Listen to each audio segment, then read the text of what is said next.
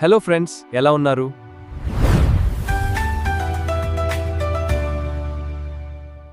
Hello friends, welcome to artist Padmashali Durgarao channel. Friends, JNAFAU BFA entrance exam dates అయితే already చాలా మందికి తెలుసు. 21 అయితే ఎగ్జామ్స్ అయితే ఉన్నాయి. ఆల్రెడీ హాల్ టికెట్స్ కూడా మీరు డౌన్లోడ్ చేసుకోవచ్చు. చాలా మందికి హాల్ టికెట్స్ కూడా ఎలా డౌన్లోడ్ చేసుకోవాలో తెలుసు. కానీ ఒకసారి నేను మీకు ఎక్స్ప్లెయిన్ చేస్తున్నాను. అలాగే నన్ను కమెంట్స్లో కూడా అడుగుతున్నారు ఎగ్జామ్కి ఏ మెటీరియల్ తీసుకెళ్ళాలి అని. సో అది కూడా మీకు ఎక్స్ప్లెయిన్ చేస్తాను. ఈ వీడియోలో మీకు ఒక బోనస్ ఇస్తున్నాను. అదేంటంటే ఇంపార్టెంట్ క్వశ్చన్స్ ఏమొస్తాయి, ఆ క్వశ్చన్స్ మీద మీరు ఎక్కువ ఫోకస్ చేయండి. ఎందుకంటే మీకు ఇంకా 1 డే టైం అయితే ఉంది కాబట్టి. సో మనం కంప్లీట్గా ఈ వీడియోని చివరి వరకు చూద్దాం. సో ఈ వీడియోని లైక్ చేయండి, షేర్ చేయండి, కమెంట్ చేయండి, సబ్స్క్రైబ్ చేయండి, గంటను ఆల్ అని ప్రెస్ చేయండి. నేను చేసే ప్రతి వీడియో మీకు వెంటనే నోటిఫికేషన్లో వచ్చేస్తుంది. జేఎన్ఎఫ్ఏ సైట్ అయితే ఓపెన్ చేసుకుందాం. సేమ్ మీరు ఏదైతే fine arts and design admission ఏదైతే ఉందో అక్కడే మీరు ఆ లింక్నే ఓపెన్ చేస్తారు. ఆ లింక్ను ఓపెన్ చేయగానే మనకి సపరేట్ విండో ఓపెన్ అవుతుంది. అక్కడే మనకు సంబంధించిన నోటిఫికేషన్, ఇన్స్ట్రక్షన్స్ ఇవన్నీ ఇంతకుముందు ఎగ్జామ్ నోటిఫికేషన్ వచ్చినప్పుడు మీకు ఆల్రెడీ అన్ని డీటెయిల్స్ అయితే చెప్పాను. ఇక్కడే పక్కనే మీకు డౌన్లోడ్ హాల్ టికెట్ అని ఉంటుంది. సో దీని మీద క్లిక్ చేయగానే మనకి హాల్ టికెట్ డౌన్లోడ్ అనే ఆప్షన్ వస్తుంది. అప్లికేషన్ నెంబర్, రిజిస్ట్రేషన్ నెంబర్ ఈ రెండు ఇచ్చేసి వ్యాలిడేట్ అని మీరు టైప్ చేయగానే మీకు హాల్ టికెట్ అనేది చూపిస్తుంది. దాన్ని మీరు ప్రింట్ తీసుకోవడమే. సో ఇది హాల్ టికెట్ డౌన్లోడ్ చేసుకోవడం. జనరల్గా మీకు డేట్స్ అనేది తెలుసు. BFA photography and visual communication సంబంధించి 26/2026 10 గంటల నుంచి 12:30 వరకు ఈ కేటగిరీలో అంటే BFA photography and visual communication సంబంధించిన ఎగ్జామ్ అయితే ఉంటుంది. అలాగే అదే డేట్లో 2 గంటల నుంచి 5 గంటల వరకు బీ డిజైన్ సంబంధించిన ఇంటీరియర్ డిజైన్ సంబంధించిన వాళ్ళకి ఎగ్జామ్ ఉంటుంది. అంటే 20 తారీఖున photography and visual communication, interior design ఇద్దరికి ఎగ్జామ్ అయితే అయిపోతుంది. ఇక 21న వచ్చేటప్పటికి BFA applied art and visual communication, painting, sculpture and animation, VFX సంబంధించిన ఎగ్జామ్ అయితే ఉంటుంది. 10 గంటల నుంచి 3 గంటల వరకు ఈ ఎగ్జామ్ అయితే ఉంటుంది. మరి ఈ ఎగ్జామ్కి మనం మెటీరియల్ ఏం తీసుకెళ్ళాలి అని అడుగుతున్నారు. సో జనరల్గా అయితే మనం హాల్ టికెట్ అయితే తీసుకెళ్ళాలి. అలాగే మీ ఆధార్ తీసుకువెళ్ళండి. ఎందుకంటే సేఫ్ సైడ్ ఆధార్ తీసుకెళ్ళండి, ఒరిజినల్ ఆధార్ తీసుకెళ్ళండి. బ్లూ కానీ బ్లాక్ పెన్ కానీ తీసుకెళ్ళండి. మనకి డ్రాయింగ్ పెన్సిల్స్ అయితే హెచ్బి, 2బి, 4బి, 6బి ఈ పెన్సిల్స్ తీసుకెళ్ళండి. ఎందుకంటే మనకి లైట్ టు డార్క్ చేసుకోవడానికి ఈ పెన్సిల్స్ అనేది చాలా చాలా యూస్ఫుల్ అవుతుంది. కామన్గా ఎరేజరు, షార్ప్నరు ఇవి కామన్గా తీసుకెళ్ళండి. స్కేల్ కూడా తీసుకెళ్ళండి. ఇక ఓన్లీ కలర్ పెన్సిల్ సెట్ తీసుకెళ్ళండి. 12 కలర్స్ ఆర్ 24 కలర్స్ ఉంటాయి, 18 కలర్స్ కూడా ఉంటాయి. ఏదైనా తీసుకెళ్ళండి. మనకి సపోర్ట్కి ఫ్యాడ్ కావాలి. సో ఫ్యాడ్ తీసుకెళ్ళండి. మీకు ఎగ్జామ్ ఫ్యాడ్ అని పెద్దగా వస్తాయి. సో A3 కన్నా పెద్దగా కూడా ఉంటాయి. A3 ఉంటాయి, A3 కన్నా పెద్దగా కూడా ఉంటాయి.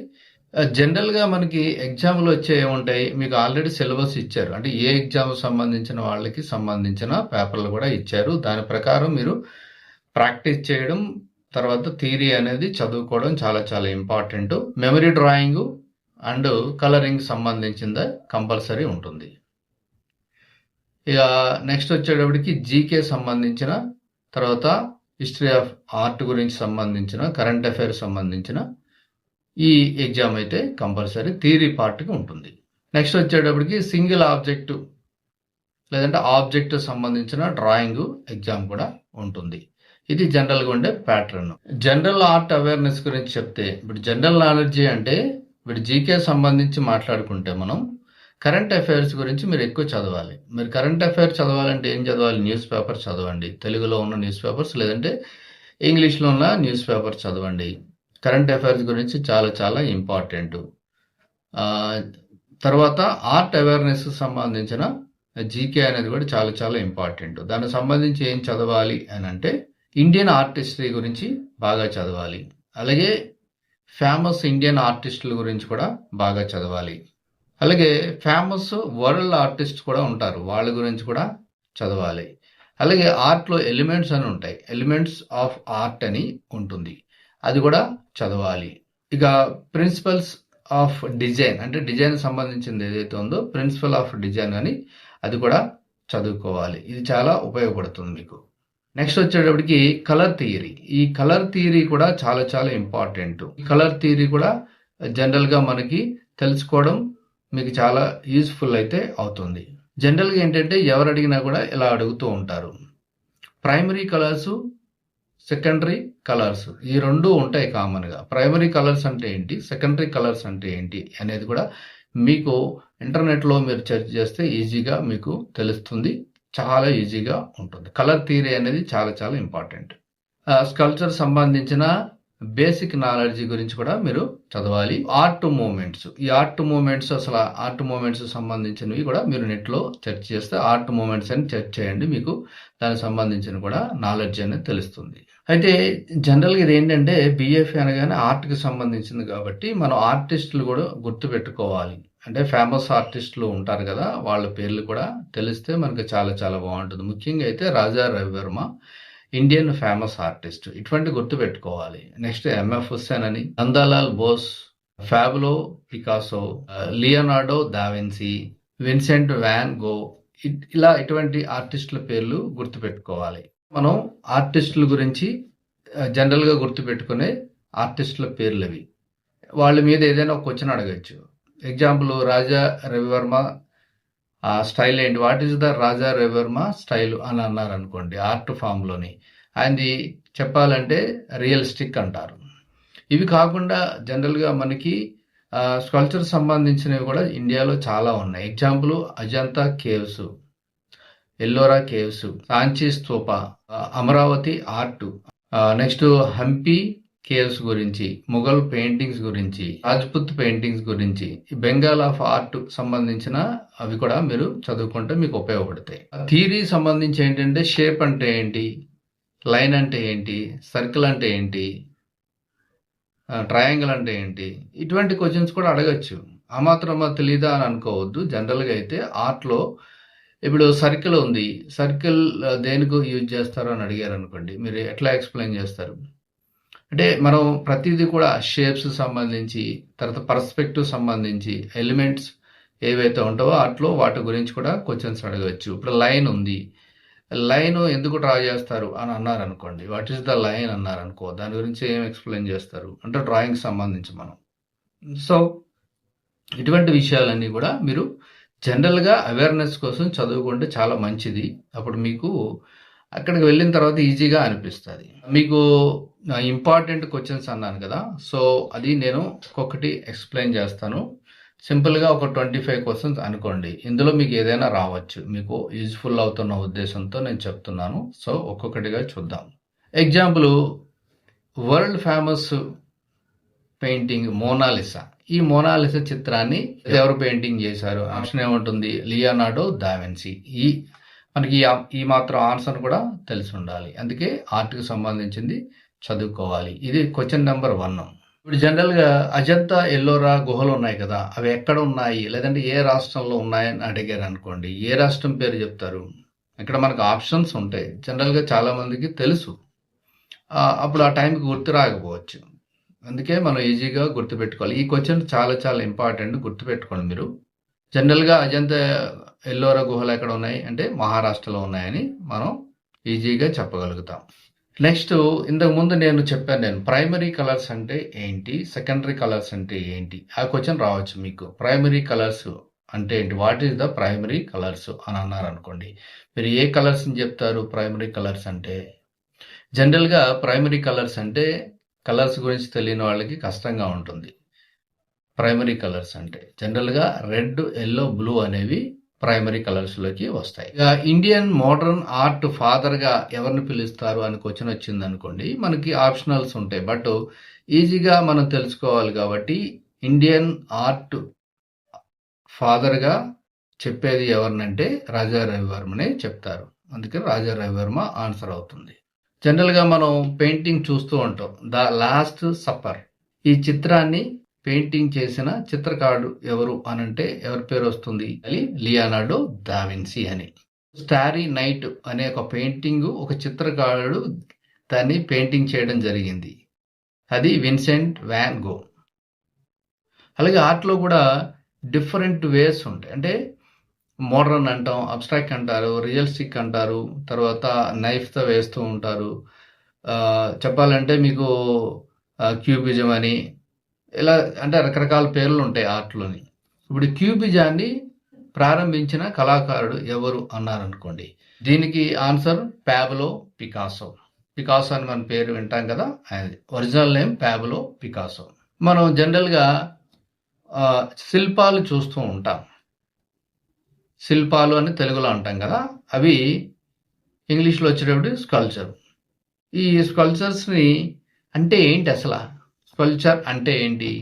దానికి ఇంగ్లీష్లో 3 డైమెన్షనల్ ఉంటుంది కాబట్టి, అంటే 3Dలా మనకు కనిపిస్తుంది కాబట్టి స్కల్చర్ అంటాం. ఇలా జనరల్గా మనకి అవేర్నెస్ ఉండాలన్నమాట. అంటే ఓకే, ఇలా ఉంటే ఇలా ఉంటుంది అనేది, దీన్ని ఇలా అంటారనేది తెలిసి ఉండాలన్నమాట. అలా తెలిసి ఉంటే మనకి ఈజీగా ఉంటుంది. సో అందుకే ఎక్కువ ఎగ్జామ్ పర్పసే కాకుండా ఆర్ట్ మీద చాలా ఇంట్రెస్ట్ ఉంటుంది కాబట్టి ఇలా మనం అప్పుడప్పుడు చదువుతూ ఉంటే మనకి ఈజీగా గుర్తుంటాయి. బెంగాల్ స్కూల్ స్థాపకుడు ఎవరు అని అన్నారనుకోండి, బెంగాల్ స్కూల్ అంటే నార్మల్గా స్కూల్ అనుకుంటారు మీరు, కానీ బెంగాల్ స్కూల్ స్థాపకుడు అంటే ఇది ఆర్ట్ రిలేటెడ్లో వస్తుంది, రవీంద్రనాథ్ ఠాగూర్ అని. బెంగాల్ అనగానే మీకు ఒక వ్యక్తి, ముఖ్యమైన వ్యక్తి గుర్తుకు రావాలన్నమాట, రవీంద్రనాథ్ ఠాగూర్ అని. ఇంతకుముందు మీకు ప్రైమరీ కలర్స్ అంటే ఏంటి అనేది మీకు చెప్పాను. ఇప్పుడు సెకండరీ కలర్స్లో ఎన్ని కలర్స్ ఉంటాయి అని అన్నారు అనుకోండి, అంటే సెకండరీ కలర్స్ ఎన్ని ఉంటాయి అని క్వశ్చన్ ఇచ్చారు అనుకోండి, అప్పుడు ఏం చెప్తారు? ఇప్పుడు ప్రైమరీ కలర్స్కి నేను 3 కలర్స్ పేర్లు చెప్పాను. ఇప్పుడు సెకండరీ కలర్స్ ఎన్ని ఉంటాయి అని అన్నారు అనుకోండి, క్వశ్చన్ ఆ కలర్ పేర్లు అడగట్లేదు, ఎన్ని ఉంటాయి అని అన్నారు అనుకోండి, ఈజీగా చెప్పచ్చు 3 ఉంటాయని చెప్పండి. ఇక హంపి చాలా మందికి తెలుసు. హంపి దేనికి ప్రసిద్ధి చెందింది? అక్కడ ఏముంటాయి అంటే స్కల్చర్స్, అంటే శిల్పాలకు ప్రసిద్ధి చెందింది. స్కల్చర్లో వచ్చేటప్పటికి పిరమిడ్స్, ఈజిప్ట్ పిరమిడ్స్ ఉన్నాయి కదా, అవి ఎందుకు నిర్మించారు అనే క్వశ్చన్ వచ్చింది అనుకోండి, రాయల్ టాంబ్స్ అంటే రాయల్ అనగానే ప్రపంచంలో ఇంతకు మించి ఎవరు నిర్మించకూడదు, ఆ రాయల్ లుక్ కానీ రాయల్ అంతటి హైయెస్ట్ ఉన్నవి ఎవరు కూడా నిర్మించలేరు కూడదు అన్న ఉద్దేశంతో రాయల్ టాంబ్స్ అని అంటారు వాటిని. అంటే ఆ లుక్ కోసం చేశారని ఇక్కడ ఆన్సర్ అంతే. తర్వాత దాన్ని ఎందుకు చేశారు, ఎవరు చేశారు అవన్నీ తర్వాత మనం ఆలోచించవచ్చు. బట్ ఇక్కడ ఆన్సర్ ఎంతవరకు ఇవ్వాలో అంతవరకు ఇవ్వాలి. కేవ్ పెయింటింగ్స్ చేశారు. ఎప్పుడు చేశారు? మన ఆదిమానవులు చేశారు కేవ్ పెయింటింగ్స్.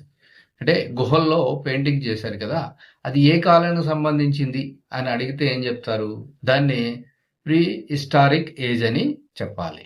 పర్స్పెక్టివ్ అంటే ఏంటి? వాట్ ఈస్ ద పర్స్పెక్టివ్ అన్నారు అనుకోండి, ఏం చెప్తారు? అసలు పర్స్పెక్టివ్ అంటే ఏంటో తెలియాలి ఫస్ట్. కానీ అది తెలియాలి అంటే ఇక్కడ వీడియోలో నేను సింపుల్గా ఎక్స్ప్లెయిన్ చేస్తాను. మీరు ఒక బిల్డింగ్ ముందు నిలబడి ఉన్నారు. ఒక బిల్డింగ్ ముందు నిలబడితే దాని కన్స్ట్రక్షన్ ఎలా ఉందో చూడండి. అంటే అది కూడా 3 డైమెన్షన్లో మనకు కనిపిస్తూ ఉంటుంది. ఒక యాంగిల్లో నిలబడితే అంటే మనకి ఇప్పుడు సెంట్రల్ నిలబడ్డా అప్పుడు మనకి ఇటు ఒక యాంగిల్ కనిపిస్తుంది, నెక్స్ట్ ఇటు ఒక యాంగిల్ కనిపిస్తుంది. సో ఇది ఏదైతే కనిపిస్తుందో దీన్ని పర్స్పెక్టివ్ అని అంటారు. సో దీన్ని ఎలా ఎక్స్ప్లెయిన్ చేస్తారు మీరు? సింపుల్గా ఒక లైన్లో చెప్పాలి కాబట్టి మనం ఆన్సర్ని డెప్త్ ఇల్యూషన్ ఇన్ డ్రాయింగ్ అని ఒక లైన్లో ఇస్తే సరిపోతుంది. అంటే డెప్త్ ఇల్యూషన్ ఇన్ డ్రాయింగ్ అంటే డ్రాయింగ్లో డెప్త్ ఇల్యూషన్ అండ్ పర్స్పెక్టివ్ అంటే మీనింగ్. డ్రాయింగ్ సబ్జెక్టే కాబట్టి అది మీరు ఈ ఆన్సర్ ఇస్తే సరిపోతుంది. ఈ చాలా ఇంపార్టెంట్ క్వశ్చన్స్, మీకు 90% ఇవి రావచ్చు. అందుకే మీకు జనరల్గా నేను చెప్తున్నాను. ఆయిల్ పెయింటింగ్ చాలా మంది చేస్తూ ఉంటారు. దాంట్లో ఒక మీడియం వాడుతూ ఉంటారు. అంటే కలర్ని లూజ్ చేసుకోవడం కోసం ఒక మీడియం వాడుతూ ఉంటారు. దాన్ని ఏమంటారు? అంటే ఆయిల్ పేరేంటి అంటే ఏ పేరు ఇస్తారు మీరు?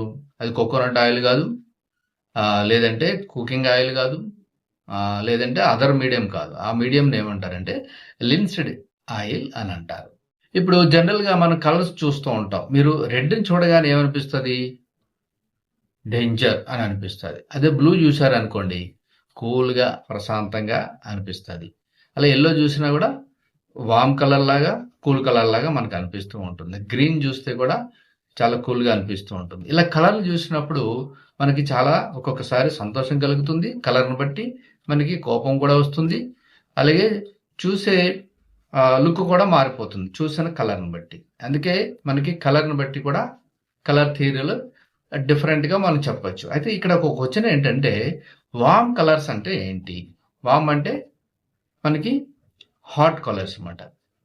ఆ వామ్ కలర్స్ అంటే ఏంటి? ఆ కలర్స్ ఏంటి? పేర్లు చెప్పండి అన్నారు అనుకోండి. వామ్ కలర్స్ పేర్లు చెప్పండి అంటే ఏ కలర్స్ పేర్లు చెప్తారు మీరు? మనకి 3 చెప్తే చాలు. 3 కలర్స్లో జనరల్గా రెడ్ అనేది వామ్ కలరే.